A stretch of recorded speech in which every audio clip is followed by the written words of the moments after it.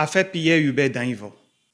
La réouverture de ce dossier en mars 2025 devant les tribunaux de Cotonou cache un gros secret.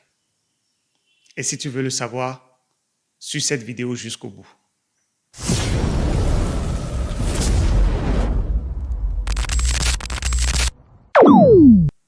Le 17 août 2010, Pierre-Hubert Danivot, un cadre du ministère de l'économie et des finances du Bénin, disparaît mystérieusement. Cet homme, brillant fonctionnaire et membre actif de l'opposition politique, n'était pas simplement un simple agent de l'État. Non, Pierre-Hubert Danivot était un homme de principe, un homme de courage, un homme qui portait en lui des informations qui, selon certains, dérangeraient. Ce cadre, ce 17 août 2010, est sorti des bureaux comme tout travailleur à la fin des services, est passé voir son épouse à la cité Ouého, Capo Anne, et n'est plus jamais réapparu 15 ans après, parce que bientôt ça va faire 15 ans qu'il a porté disparu. Ce que nous savons, c'est que nous avons alerté l'opinion publique de cette disparition et nous avions demandé en son temps que la puissance publique nous aide à faire les recherches de ce camarade. Depuis ce temps, on nous a présenté un certain féticheur du nom de Alofa qui serait l'assassin de Pierre-Hubert Danivot. Je pense qu'au premier procès qui était ouvert de façon tonitruante, parce qu'on avait placé des baffes du palais jusque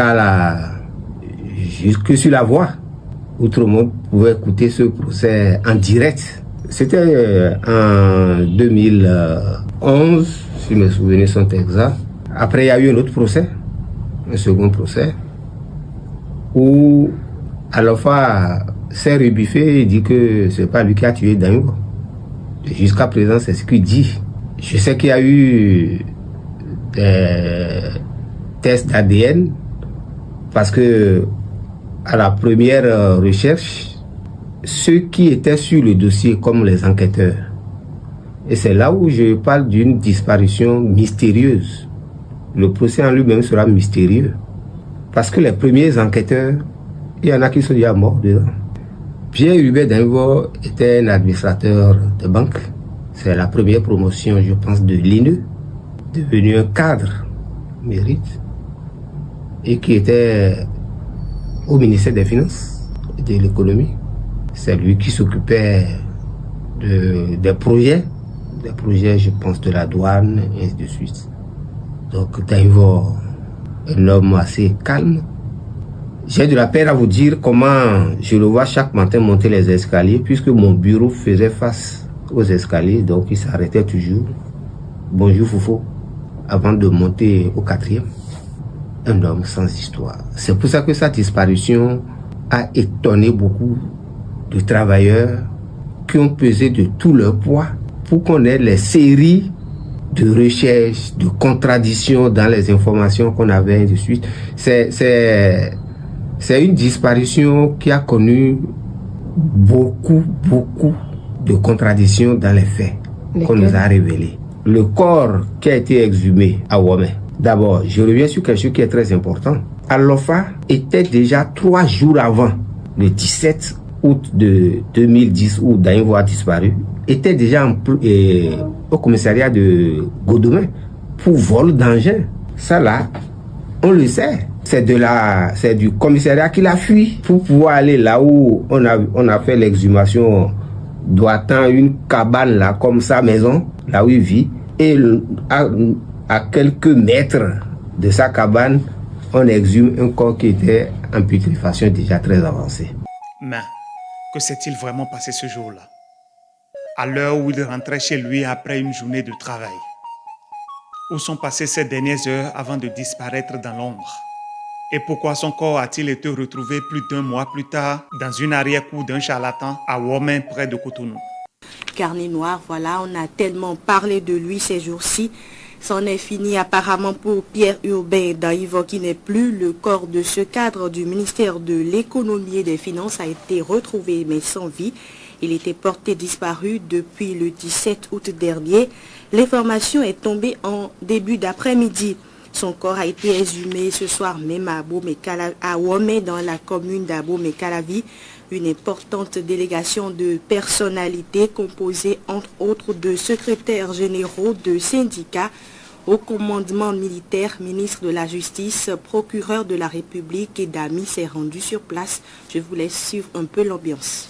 Par ailleurs, l'endroit n'était pas accessible à tout le monde. La presse n'a pas été autorisée à filmer ou à voir le corps exhumé. Un corps qui serait dans un état de putréfaction très avancé selon les syndicalistes Pascal Todjinou et Laurent Métoyon, ce qui ne leur a pas permis d'identifier Urbain Pierre Daïvo. Le corps de Urbain Pierre Daïvo a été retrouvé au domicile d'un charlatan. D'abord, je voudrais saluer les forces de gendarmerie, de police sous la direction du procureur de la République qui ont abattu un travail formidable depuis plusieurs semaines, lequel travail nous permet aujourd'hui de constater, au dire du principal accusé dans ce dossier, que nous sommes sur une très bonne piste. Cette piste, nous l'avons depuis hier, en tout cas le procureur a eu connaissance de cette piste depuis hier, j'en ai été informé moi-même et nous avons suivi depuis hier après-midi toutes les évolutions de ce dossier. Il est clair aujourd'hui qu'il faut poursuivre le travail, l'enquête n'est pas terminée, mais nous sommes sur une excellente piste. Je ne souhaite pas que cela donne lieu à polémique. Le travail de la justice se fait loin du bruit. La justice n'aime pas le bruit et le bruit n'aime pas non plus la justice. Je voudrais dire aux uns et aux autres que Danivor est porté disparu. La dernière personne avec laquelle il a parlé se trouve être la personne chez qui nous sommes aujourd'hui. Et il me semble important d'écouter ce que cette personne a déposé de façon constante depuis hier, à savoir qu'il est le meurtrier de Danivor. Les premiers éléments qui émergent après sa disparition sont accablants. La famille de Danivor refuse de croire que ce corps retrouvé est celui de Pierre. Alors, naturellement, les accusations commencent à fuser. L'opposition politique, les syndicats, la famille, tous pointent du doigt un complot gouvernemental. Les rumeurs vont bon train. Danivor aurait possédé des informations compromettantes sur des scandales financiers, notamment l'affaire ICC Service. Une affaire qui, selon certains, aurait coûté à l'État béninois une somme faramineuse.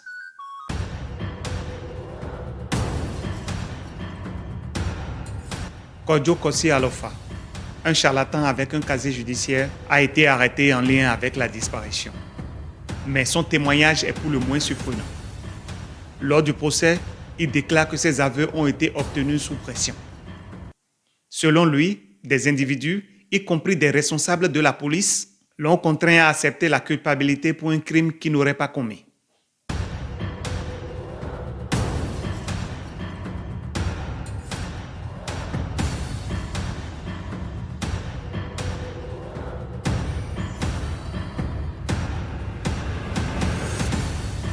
Et là, l'histoire prend une tournure qui interpelle. Un commissaire, un homme de l'ordre, Alédi, impliqué dans cette affaire, quel est donc le rôle exact de ceux qui, en haut de l'échelle, devraient être garants de la justice? Le procès de l'affaire Pierre Hubert Danivor a repris en mars 2025, après plus de 14 ans de silence. Maintenant, les rebondissements sont nombreux. Les témoignages contradictoires et des révélations accablantes. Ce procès qui semblait être tombé dans l'oubli résonne aujourd'hui comme un cri de justice, mais aussi comme un rappel. Il n'est jamais trop tard pour répondre de ses actes. Voici le résumé de la réouverture de cette affaire.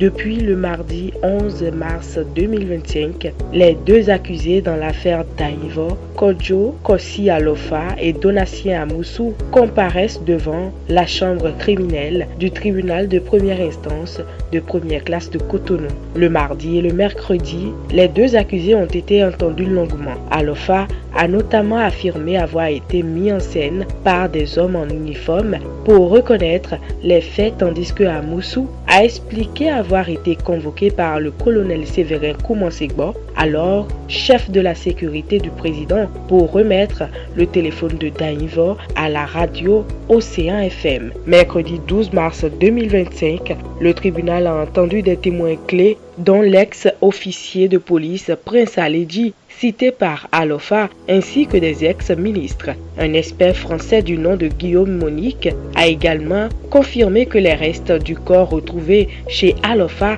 sont bien ceux de Dainvo. L'ancien chef du renseignement béninois, Enoch Laourou, a également été longuement interrogé sur son rôle dans cette affaire, notamment sur l'évasion de Alofa en 2015. Mercredi 12 mars, toujours, l'ex-ministre de l'enseignement secondaire Bernard Lani Davo a aussi donné son témoignage. Entendu en tant que témoin, l'ancien membre du gouvernement de Boni Yayi a surpris l'assistance par ses déclarations. Davo a en effet affirmé ne pas connaître l'accusé Donatien Amoussou, pourtant présumé complice dans l'assassinat de Pierre Urbain Dainvo en août 2010. Selon la déposition de Davo, c'est en 2010, quelques mois après son départ du gouvernement, qu'il aurait été contacté par un militaire de la garde rapproché de Boni Yayi. Ce militaire lui aurait demandé au nom du président d'aller remettre 50 000 francs CFA au détenu Amoussou à la prison civile de Misrété. Davo affirme s'être exécuté malgré le fait qu'il n'avait pas l'argent demandé. Mais cette version est formellement contestée par Donatien Amoussou lui-même. L'accusé a affirmé que Davo l'avait vu en prison à 2 autres reprises en 2013, cette fois-ci avec une enveloppe de 150 000 francs CFA et 200 000 francs CFA. Amoussou a même rappelé au tribunal que Davo avait d'abord nié être venu le voir en prison avant de finalement se rétracter devant le juge d'instruction. Cette contradiction entre les déclarations de l'ex-ministre et celle de l'accusé soulève moultes interrogations sur les liens présumés entre certains responsables politiques et les présumés commanditaires du meurtre de Dainvo. Par ailleurs, lors de cette journée d'audience, le tribunal a également entendu le témoignage de l'ex-officier de police Prince Aledji, cité par l'un des accusés, Kodjo Kossi Alofa. Ce dernier avait affirmé avoir été mis en scène par des hommes en uniforme pour reconnaître les faits. Le procès s'est poursuivi ce jeudi 13 mars 2025 avec notamment l'audition de plusieurs témoins. Le verdict de ce procès tant attendu devrait apporter un éclairage décisif sur cette affaire devenue presque une affaire d'État. Le juge annonce qu'il va prendre une nouvelle ordonnance pour prolonger le délai de la tenue du procès, c'est-à-dire que le juge va prolonger la durée du procès initialement prévu du mardi 11 au vendredi 14 mars 2025. Le juge affirme qu'il va prolonger pour le temps nécessaire pour les débats et pour les vérifications nécessaires sur les déclarations des accusés et des témoins. Désormais, le procès de l'affaire Dainvo va durer autant de jours qu'il faut pour la manifestation de la vérité. L'annonce du magistrat a fortement plu à tous les avocats présents dans la salle d'audience. Ils ont acquiescé et ont remercié le président Guillaume Lali pour la prolongation de la durée du procès. Ensuite, l'expert Cédric Bigot est à la barre. Il est médecin légiste et professeur d'université de médecine. Le tribunal l'auditionne dans le cadre de son rôle dans l'analyse ADN du présumé corps de Dainvo. L'expert explique que son rôle était de 3 niveaux. Il s'agissait de faire des prélèvements sanguins des membres de la famille Dainvo, de faire des prélèvements sur le prétendu corps de Dainvo à la morgue et de les faire analyser dans un laboratoire. Des prélèvements de tissus ont été réalisés à la morgue d'Akpakpa et s'est également rendu au laboratoire de la FSS chez le professeur Anatole Lalayer dans le but de prélever des tissus mous destinés à un laboratoire français en mission à Cotonou. Le médecin légiste confie que des prélèvements ont été réalisés en présence de membres de la famille. Des prélèvements salivaires concernant 2 frères de Dainvo, d'une épouse et de 4 de ses enfants. Le légiste confirme avoir examiné les restes du corps en présence d'un huissier et avoir constaté l'absence de certains os. Avec le fémur, il est beaucoup plus sûr de retrouver de l'ADN, a-t-il déclaré. L'huissier Brice Topanou a aussi été entendu sur son rôle dans ce dossier. C'est lui qui a mis des parties du présumé corps sous scellé.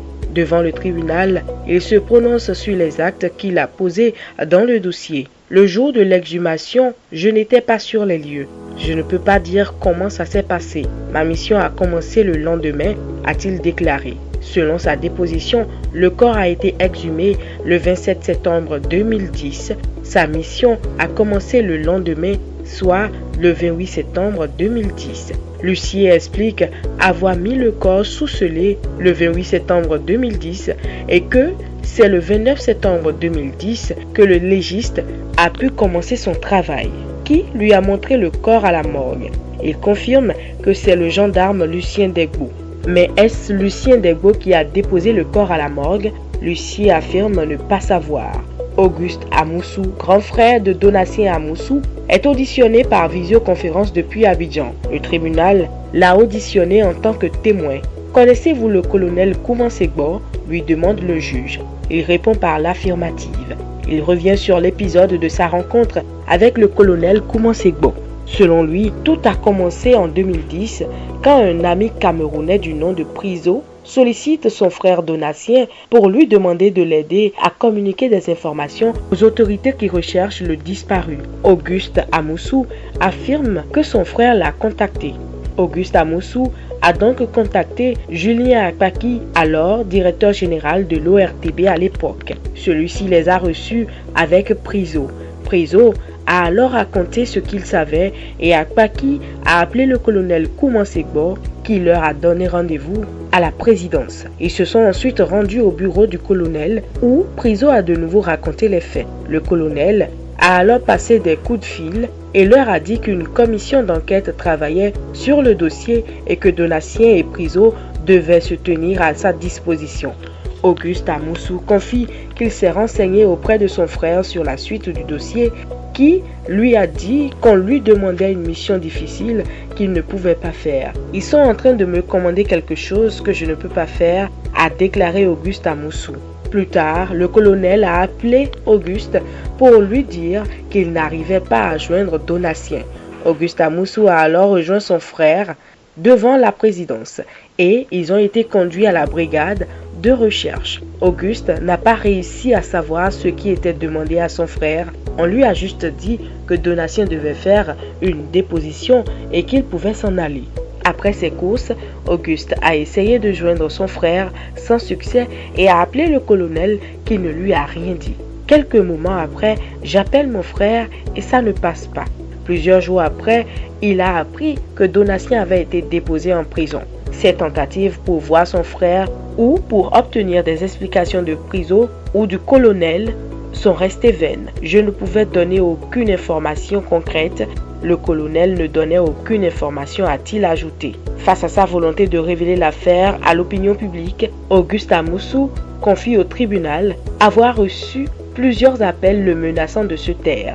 Il déclare avoir rendu visite à son frère Donatien Amoussou à la prison civile de Misrété, mais que depuis sa visite, il ne faisait que recevoir des menaces. Il a été obligé de fuir Cotonou pour Grand Popo, puis Lomé, puis le Ghana. Auguste Amoussou, qui a été manager des frères Guédenguin et de l'artiste Gégé Lapino, raconte un épisode de cette affaire où il a été surveillé toute une journée dans ses déplacements par un homme. Sa réponse sur la moralité de son petit frère est favorable. Quand il dit non, il reste ferme sur sa position. Il est très généreux, a déclaré Auguste, mais il dit ne pas savoir s'il est cupide. 13h33 ce jeudi, le témoin Tchédi Jérôme Tchiakpé, alias Dada Gbezé, est à la barre.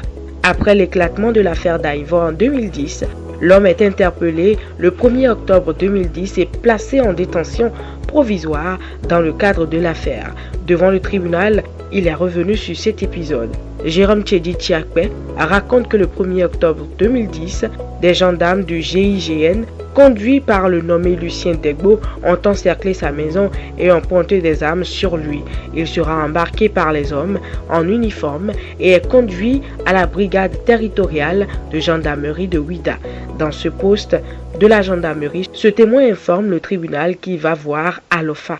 Il affirme que dès qu'il a vu Alofa, il a déclaré aux gendarmes que lui-même le recherchait et que Alofa lui devait de l'argent. C'est dans ce poste que Alofa va le présenter comme le commanditaire de l'assassinat de Dainvo. Tchiakpé affirme avoir été surpris par la déclaration de Alofa qu'il ne connaissait pas Dainvo.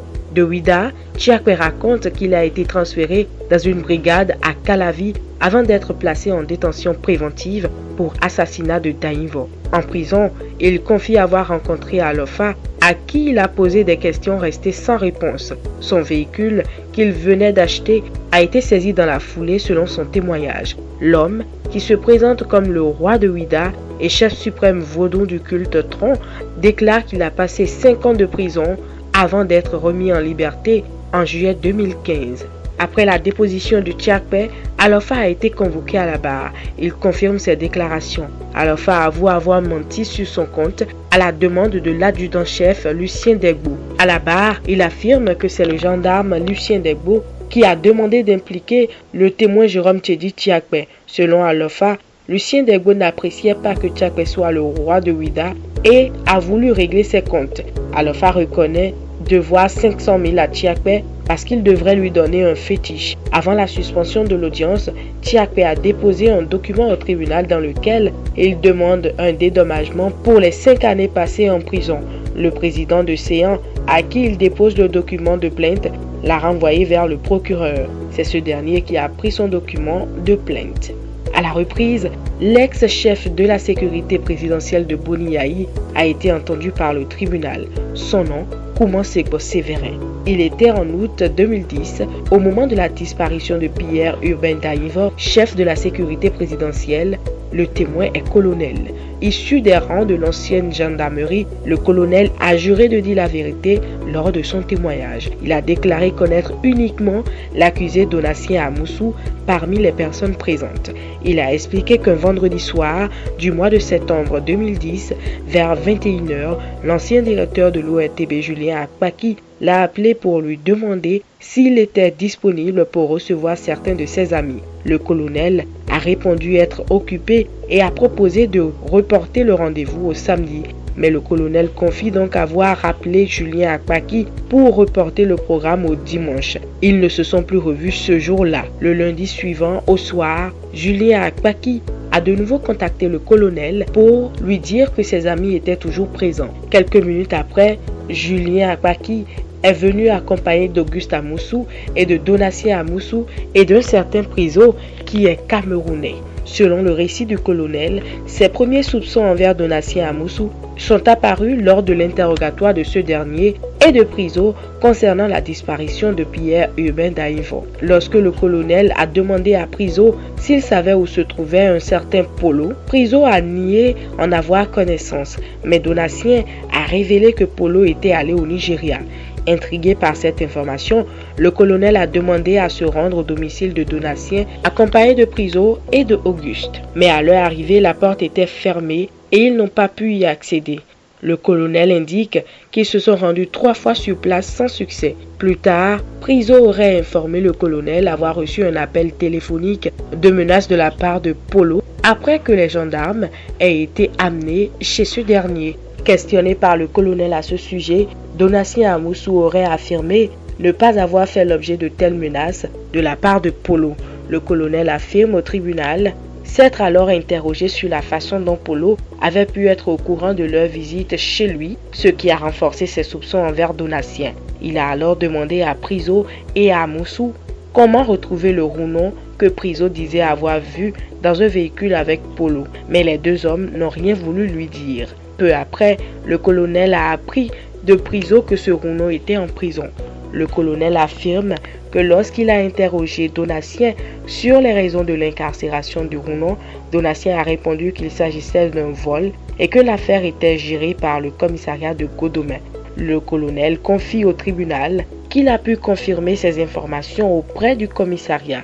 C'est à ce moment-là que les soupçons du colonel envers Donatien se sont renforcés, d'autant plus que lorsqu'il a fixé un rendez-vous avec Donatien et Priso, seul Priso s'est présenté. Donatien a expliqué avoir eu une urgence et être à Ouida. Le colonel a alors appelé le grand frère de Donatien qui a affirmé que son frère était avec lui. Finalement, les deux hommes sont allés rencontrer le colonel qui les a alors amenés à la commission d'enquête. C'est là que Donatien a été retenu tandis que Priso a été autorisé à rentrer. Le colonel rappelle également qu'après sa première audition avec Amoussou et Priso, le lendemain, le président devait rencontrer la famille de Dainvo. Lors de cette rencontre, le frère d'Urbain Dainvo a expliqué au colonel que peu après la disparition de ce dernier, sa secrétaire avait reçu un appel d'un homme disant avoir retrouvé le téléphone d'Urbain Dainvo sur la voie de Révier et s'apprêtait à le déposer au commissariat d'Aglangonan. L'ancien colonel Séverin Koumansegbo affirme ne pas être au service des renseignements. Lorsqu'il a été appelé à la barre, Alofa a déclaré n'avoir jamais vu le colonel et ne pas être un rounon, prêtre vaudou, ni posséder de fétiche. Donatien Amoussou, également appelé à la barre, a indiqué que Priso n'avait reçu aucune menace concernant le téléphone Zekele de Dainvo qui aurait quitté la présidence. Il a ajouté que le colonel l'avait appelé chez lui à Fidjrosset pour lui confier une mission, à savoir déposer ce téléphone à Océan FM. Amoussou affirme que c'est pour avoir refusé cette mission qu'il est actuellement en prison.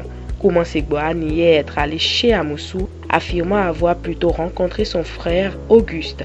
Mais Donatien Amoussou a affirmé que le colonel était venu chez lui à 3 reprises. Interrogé sur sa capacité à connaître l'agenda du président en tant que responsable de la sécurité, Koumansegbo a répondu par l'affirmative.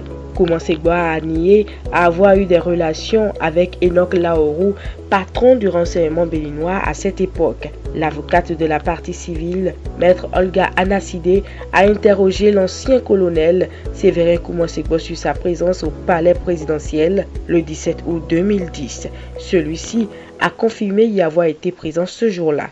De plus, Séverin Koumansegbo a déclaré ne pas savoir qu'un certain militaire de la garde présidentielle avait appelé l'ancien ministre Bernard Lani Davo pour lui demander de remettre une somme d'argent au détenu Donatien Amoussou au nom de Bouniaï. Par ailleurs, Séverin Koumansegbo a affirmé avoir reçu 1 million de francs CFA de la part du chef de l'État. Il explique que ce dernier lui a demandé de ne pas l'accompagner à Parakou et lui a donc remis cette somme d'argent pour qu'il s'occupe de la commission d'enquête de l'affaire Dainvo. La Cour a ordonné plusieurs vérifications, notamment sur l'état des lieux de l'avenue de la Marina en 2010 et la convocation de l'ex-directeur de l'ORTB, Julien Arpaki. Il a également demandé que les feuilles de notes d'audience du dossier à l'époque soient apportées pour examen. Le ministère public a insisté pour qu'une suspension de l'audience soit ordonnée, ce qui a été accepté. L'audience reprendra donc le mercredi 19 mars 2025. Ce procès qui perdure depuis des années soulève plus qu'une question juridique. Il interroge la conscience de chacun. Où était cette justice à l'époque de la disparition de Pierre Hubin Dainvo? Et où en est-elle aujourd'hui? Ce qui est certain, c'est que l'impunité n'est pas éternelle. Alors, aujourd'hui que cette affaire reprend de plus belle, quelles leçons chacun de nous peut en tirer? Aujourd'hui, nombreux sont ceux qui occupent des positions de pouvoir. Vous êtes aujourd'hui les décideurs, ceux qui dites les autres. Mais avez-vous le courage de dire non quand l'injustice frappe à la porte? Avez-vous la force de résister lorsqu'on vous pousse à enfreindre les principes de la justice, de la vérité et de la dignité humaine?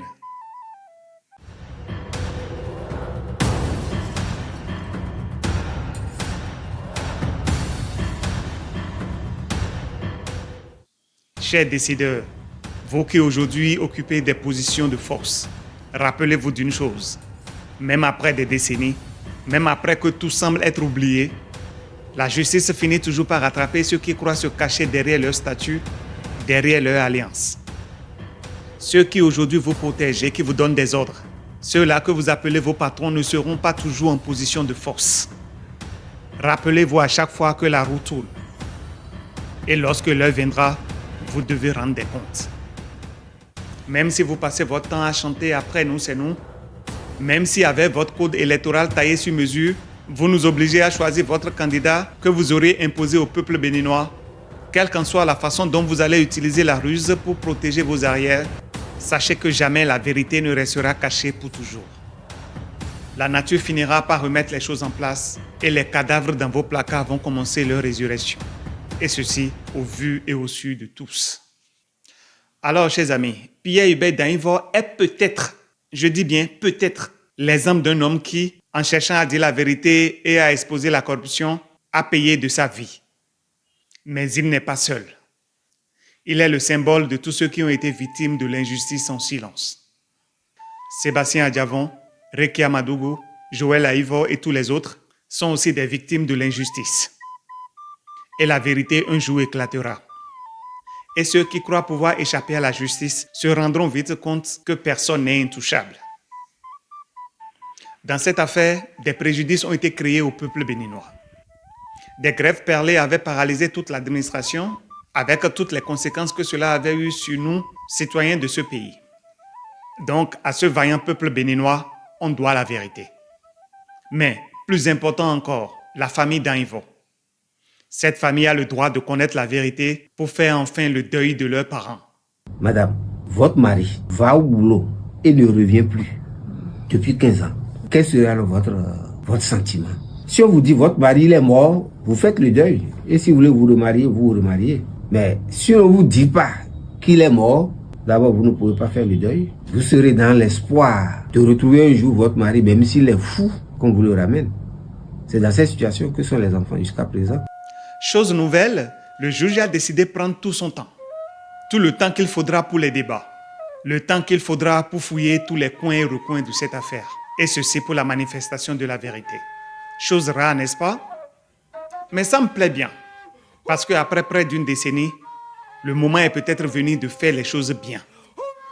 C'est pourquoi je veux profiter de cela. Pour une fois qu'on ne veut pas faire les choses avec empressement, pour formuler une doléance aux autorités judiciaires de mon pays. Chères autorités judiciaires, après l'affaire Dainvor, nous suggérons que vous vous saisissez aussi de l'affaire du juge Séverin Corvi qui serait aussi assassiné à Parakou le 7 novembre 2005. Oui, nous voulons aussi entendre la vérité sur cette histoire. Ce serait déjà une manière de faire taire les soupçons selon lesquels la réouverture de l'affaire Dainvor à quelques mois des élections générales serait une manœuvre politique. N'est-ce pas? Voilà, moi je m'arrête ici aujourd'hui. Si vous croyez comme moi que justice doit être rendue, si vous pensez qu'il est temps que les responsables de cette affaire et d'autres comme elles rendent des comptes, abonnez-vous et partagez cette vidéo. Surtout, engagez la conversation dans les commentaires. Ça fait toujours plaisir de vous lire. La vérité a besoin de votre voix. Merci et à très bientôt pour une nouvelle vidéo. Ciao.